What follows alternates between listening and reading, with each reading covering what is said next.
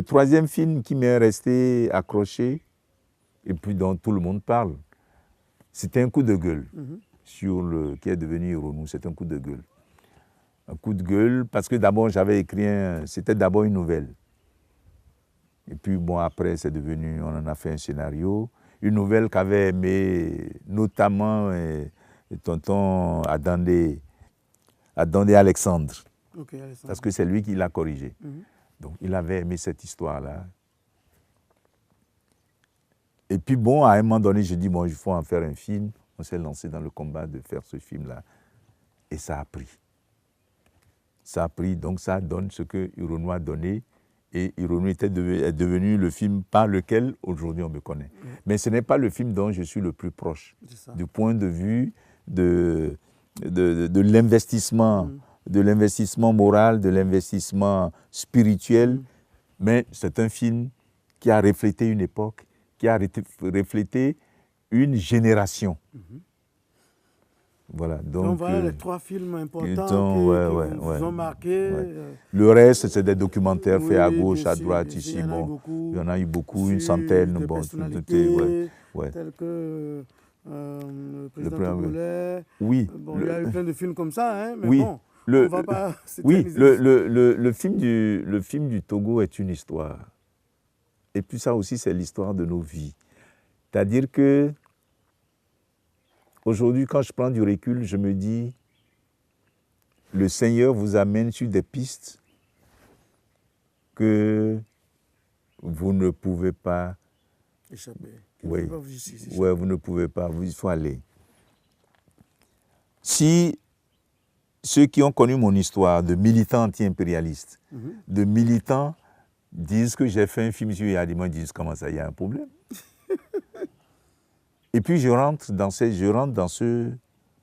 cette aventure et je découvre un personnage. Je dis, mais pourquoi pas? Pourquoi tout le monde est contre lui? Et pourquoi? Alors, lorsque tu, en tant que documentariste, tu rentres dans une aventure comme ça, tu rentres dans une vie de passion. C'est ça. Et tu cherches à voir la mystique. Qu'est-ce qui fait qu'il y a des mains et il y a des mains? Il y a quelque chose qui le fait bouger. On a beau dire, il a fait quelque chose. C'est lui qui est resté 37 ans dans un pays. On ne peut pas dire que pendant les 37 ans qu'il a fait du mal à tout le monde. C'est pas possible. C'est pas possible. Bon, le peuple qui n'a pas pu le bouter dehors pendant 37 ans, il y a un problème aussi. Bon, quels sont les tares de ce peuple-là? Donc, moi, ça m'a permis. La première constatation que j'ai faite, c'est qu'eux, ils ont eu 3 colonisateurs. Le Bénin n'a eu qu'un seul et il ne s'en sort pas. Là-bas, eux, ils ont eu 3 colonisateurs.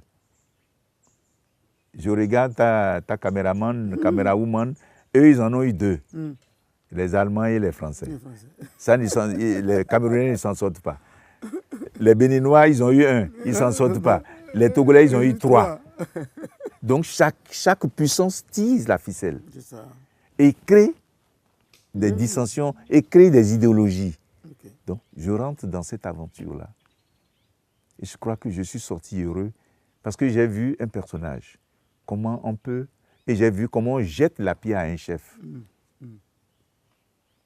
J'ai toujours une image, une parole de Yadema. Il m'a dit,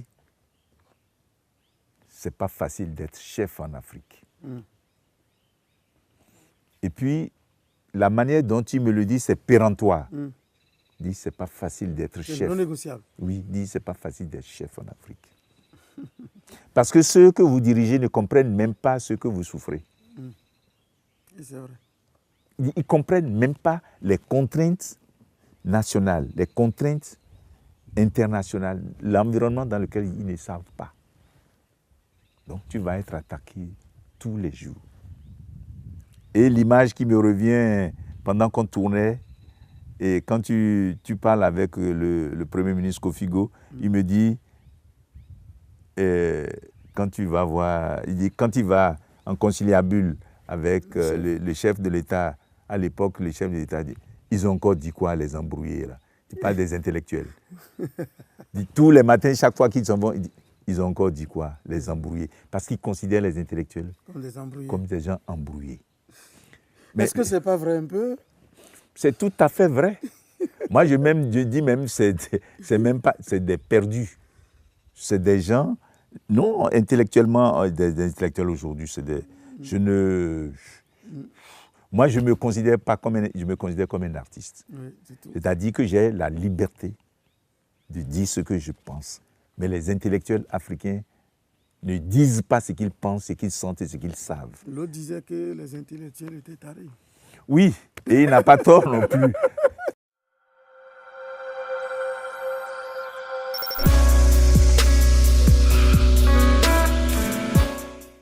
Avant l'ACB, il y avait la DATEC, donc l'association d'armiennes des techniciens de cinéma et de télévision. Il y avait un institut comme ça qui était dirigé par tonton Abikanlou, et puis par Abikanlou Pascal.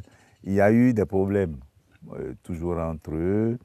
Les gens disaient, il y avait Richard Demideros aussi dans le bureau. Il y avait toujours des problèmes de leadership. Et moi, je suis entre les deux. C'est-à-dire que Pascal, c'est mon fofo. C'est mon fofo, il est nago. C'est mon fofo technique. Et puis, il y a Richard Demideros. C'est mon fofo intellectuel. Et puis, bon, lui aussi, tous ont une ascendance sur moi. Tous les deux, je les respecte au même titre. Ils ont des contradictions. Pour quelqu'un qui connaît Richard Demideros, Richard est trop fier de lui-même. Ce que j'approuve, il est très fier de ce qu'il est. Le Béninois n'a jamais supporté que quelqu'un soit fier de lui-même. Si tu n'es pas fier de toi-même, tu es fier de quoi? C'est ça la question. Ce qu'on reproche, quand moi je suis rentré dans leur débat, puisqu'ils sont tous mes aînés, des gens qui m'ont tenu. Ça, je n'ai aucun complexe. Tous ces fofos-là, que ce soit les Vincent Avossé, tous les anciens, les Kinifor, c'est pas... Celui-ci, non, ouais. Tous ces fofos-là qui m'ont ouvert les yeux sur l'audiovisuel, c'est des gens respectables. Aujourd'hui, je les garde dans mon cœur avec beaucoup d'amour parce qu'ils m'ont ouvert les yeux. Mais dans ce mouvement-là, il y a des gens dont tu es le plus proche. Bien sûr. Je suis proche de Pascal Abikanlou. Je suis proche de Richard Demideros. Alors, Richard est quelqu'un de très fier. Et comme il est agrégé, lui aussi, il en parle, il dit, je suis agrégé. Il dit, mais pourquoi vous voulez que j'ai honte de dire que je suis agrégé? Je suis agrégé. Bon, mais ça a créé des problèmes. Et les gens disaient, Sambène Ousmane n'est pas agrégé, pourtant il fait du cinéma. Bref, ces querelles-là, je leur ai dit, il faut arrêter. Ils m'ont dit, bon, et on a créé l'ACB.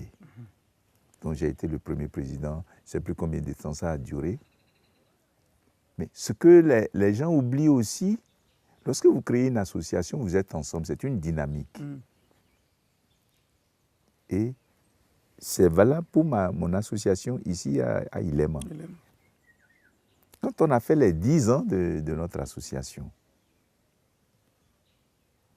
j'ai fait un constat. Au moment où on créait mon association, je parle de la CCD, Association Culture, Communication et Développement, nous avions un âge. Certains n'étaient même pas mariés. Maintenant, nous avons tous mûri. Chacun a ses problèmes. Donc, nos regards qu'on portait quand on était élève, on était étudiant, ce n'est plus les mêmes regards. Donc, chacun va à son rythme. Et quand on a fait les 10 ans de la radio ici, je disais, je me suis inspiré d'une lecture où les Français m'ont fait rigoler parce que les Français, quand on fait la course cycliste en France, qui se passe tous les mois d'août d'ailleurs, ou bien juillet-août, tu vois les milliers de gens qui veulent être premiers. Tous ils partent pour être des champions. Mais au finish, il y a combien? Il y a toujours un ou deux, trois. Bon. Les autres, il y a des gens qui arrêtent après 10 jours. Il y a des gens qui arrêtent après 3 jours. Il y a des gens qui arrêtent après 20 jours. Donc, chacun arrête. Et ce qui est ridicule que j'ai aimé dans cette métaphore, c'est que les Français, le véhicule qui prend les gens qui ont abandonné, on appelle le véhicule la routine. Donc, je me dis, dans nos associations, il y a un véhicule pour la routine. Si nous ne mettons pas en tête que lorsque nous commençons un combat, que nous serons lâchés par des gens, nous n'allons jamais comprendre les choses. Il faut que des gens lâchent. Parce que l'enthousiasme du départ, tu n'étais pas marié, tu pouvais te lever à n'importe quelle heure. Aujourd'hui, tu es marié. Ta femme dit comment ça? L'enfant est malade. Et c'est à une réunion que tu vas aller, c'est plus important. 1 an, 2 ans, tu as oublié cela. Alors qu'on avait déjà construit un idéal. Donc, la question associative dans notre pays, nous ne l'avons pas bien réfléchi. Et nous jugeons les gens sans nous en rendre compte que ce parcours associatif est un parcours difficile. Au moment où tu dis tu vas laisser pour aller à une réunion, on vient de te couper l'électricité. Tu n'as plus l'œil, le regard à cela. Donc, voilà autant de choses qui font que nos associations ne sont pas pérennes ou bien souffrent de beaucoup de choses. J'ai pris du recul par rapport à tout cela. Tout ce que chacun a dit. Heureusement, les relations sont restées. Les relations sont restées, mais on n'a pas dit, pour ce qui est au moins de l'ACB, que quelqu'un a pris l'argent et qu'il a dépensé. Non, personne n'a dit ça. Tu n'entendras pas ça parce qu'il n'y en avait pas. Il n'y en avait pas. Au contraire, c'est celui qui est responsable qui met l'argent dessus. Moi, je sais combien, et ça là, je le dois à mon épouse. Les gens arrivent de n'importe où, que ce soit du Burkina, du Mali, un peu partout ceux qui arrivent, je dis à mon épouse, on les reçoit. Débrouille-toi pour qu'on les reçoive. Ça, ces factures-là ne sont jamais allées à l'association. Bref, ce que je veux dire par là, une association, c'est un sacerdoce. C'est un sacerdoce. Ce n'est pas un espace où on va pour gagner quelque chose. C'est un espace où on se met ensemble pour gagner ensemble. C'est ça. Pour gagner ensemble. Pendant un temps. Pendant un temps. Et les autres, si c'est un mandat, le mandat va venir où on te met et tu vas, et d'autres font d'autres expériences. Mais dans le cas du cinéma de l'ACB, il y a eu beaucoup, évidemment, le mouvement entre la période du PRPB et l'arrivée du renouveau démocratique. On n'est pas arrivé à faire une belle synthèse. Sous la Révolution, moi je dis toujours, et je suis heureux de le dire, je suis heureux, c'est-à-dire que les cinéastes que nous étions heureux. Si quelqu'un dit autre chose, c'est intérieur à lui. C'est-à-dire que, par exemple, pour envoyer Serge Ganlaki au Ciprofilm, au CIDC Ciprofilm, au Consortium interafricain de distribution de films. Je me rappelle, à Zénchor nous a demandé de venir. On était allé, il dit, bon, qui veut aller? Qui veut aller à Ouaga pour être fonctionnaire international? Moi, je me connais. Je parle mal. Je ne sais pas mettre la cravate. Il y a les lettres administratives. Je ne sais pas écrire les lettres administratives. Je sais écrire autre chose. Mais il y a la seule personne qui avait cette qualité-là à l'époque, c'était Serge Ganlaki. On a dit, il faut prendre Serge. C'était aussi simplement que ça. Aussi simple que ça. Bien que, quand Serge est parti, il y a eu des remous, qu'il a convaincu tel. Mais il était le meilleur pour ce poste précis. En ce moment-là. Bon. Moi, je n'ai jamais... Bon, ça me concerne à moi. Je n'ai jamais eu d'ambition internationale. Le poste international, ça ne m'a jamais rien soufflé. Pour la simple raison que j'ai eu la chance de côtoyer des patriotes.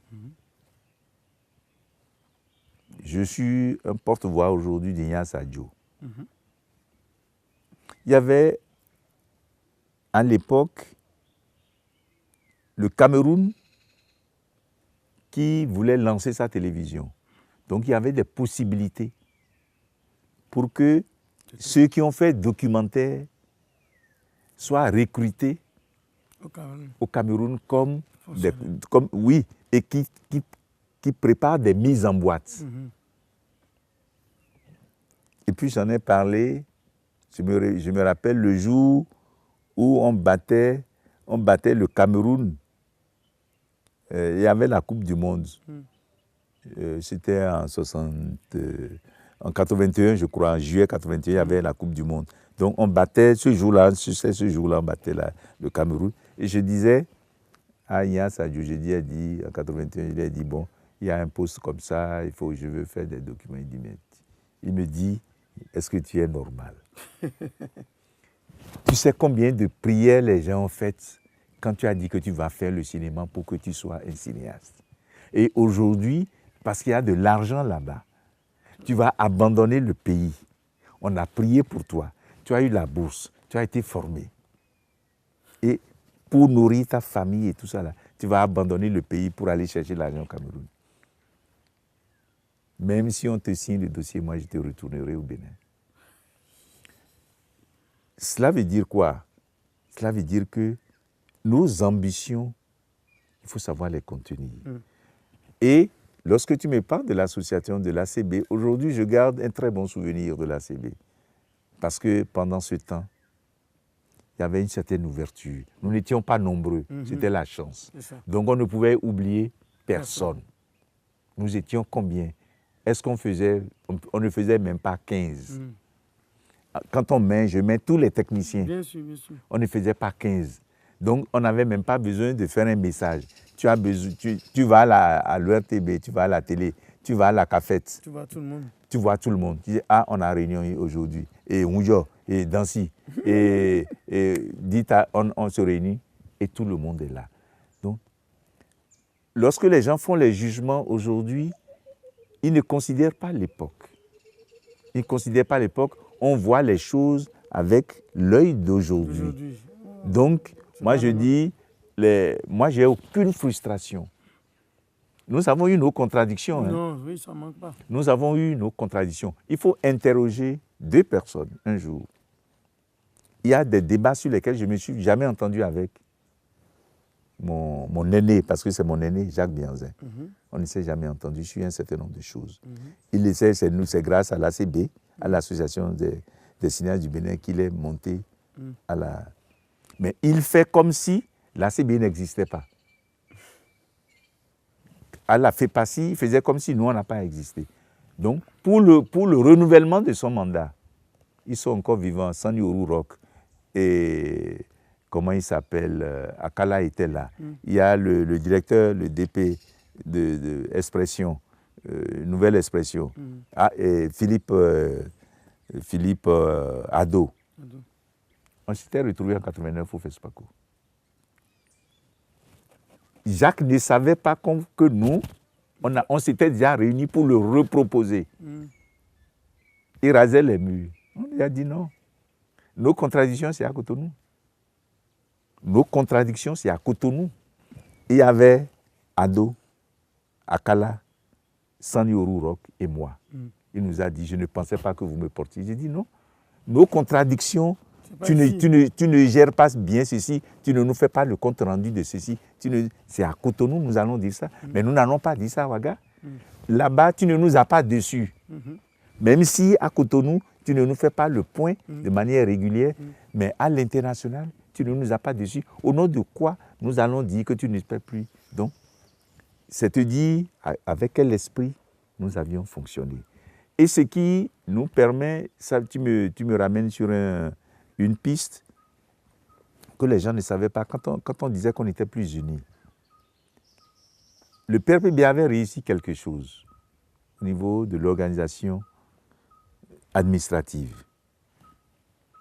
Tu ne pouvais pas faire un film à l'époque sans que la direction de l'information de la propagande ne soit informée. Et qu'elle ne dise sa position. Tu ne peux pas faire un film sans que l'ORTB ne soit informé. Tu ne peux pas faire un film sans que l'OBCI ne soit informé. Tu ne peux pas faire un film sans que la presse parlée et la presse écrite ne soient informées. Donc, ce qui fait que quand tu veux faire un film, c'est tout le monde qui est au courant et qui porte le projet. Dans le cas d'Ironou, par exemple, c'est Maurice Chabi, paix à son âme, qui a été l'administrateur du film. Ah bon? C'est dans le générique, tu vas voir administration Maurice Chabi. Il était directeur, il n'était même pas encore directeur de publication. Il était agent, il était journaliste à l'ONEPI. Donc, et pourtant, voilà comment on fonctionnait. Et de temps en temps, l'agence Bénin Presse était sollicitée pour parler de ce que nous faisons à l'extérieur. Donc, l'ACB avait vécu dans un climat, on était ensemble. Donc, il n'y avait pas eu un clivage, il n'y avait pas un clivage entre nous.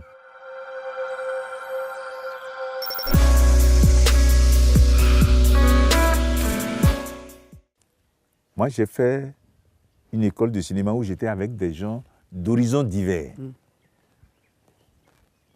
Portugais, Chiliens, tous qui m'ont marqué. Syriens, Irakiens, on a fait Congolais, on a fait Algériens, Tunisiens, on a fait tout ce monde-là. Mais ce qui est fondamental, c'est ce que tu portes en toi pour les autres. La création, il y a des gens, je suis allé chez Samben à Dakar. J'ai vu la vie de Samben. Je n'étais pas content de lui. Comme moi à l'époque. Je n'étais pas content de lui parce que le Samben, de bout de bois de Dieu, de Khala, de Manda, je voulais voir autour de lui autre chose. Je n'ai pas vu. Et je lui ai dit, paix à son âme. J'ai dit, grand frère, ce n'est pas ce que j'attends. Mais c'est lui ça. C'est lui. Il a refusé des aides, il a refusé ceci, là. Ça, c'est lui. C'est lui, c'est ça là, l'artiste. Il est ce qu'il est dans sa conviction. Tu ne peux pas lui arracher ça. Mambéty Diop, mon maître de rêve. La dernière fois, Doupé était ici, qu'il connaît bien. On a parlé de Mambéty avec Kelani. On a parlé de Mambéty. C'est un artiste complet, du 1er janvier au 31 décembre. C'est un artiste. Il vit, c'est un artiste complet. Il n'a pas de bonheur ailleurs, il a le bonheur au quotidien. Tout de suite, là, vous êtes ensemble. Ça, c'est Mambéty. Ce qu'on pense de lui, ce qu'il va faire, il n'est pas dedans. Il s'en fout. Ce qu'il fait aujourd'hui, là, je peux en citer autant. Alors, cette fois-là, si tu regardes mes papiers aujourd'hui, tu vas lire. Je t'ai répondu dans mes papiers confidentiels. J'ai répondu, j'ai dit, il veut que je sois quelqu'un. C'est parce qu'il m'aime. Tu veux que, lorsqu'on parle des gens de notre génération, qu'on parle aussi de moi. Mais je ne me suis pas inscrit dans cette rubrique. La rubrique dans laquelle je me suis inscrit, c'est ici.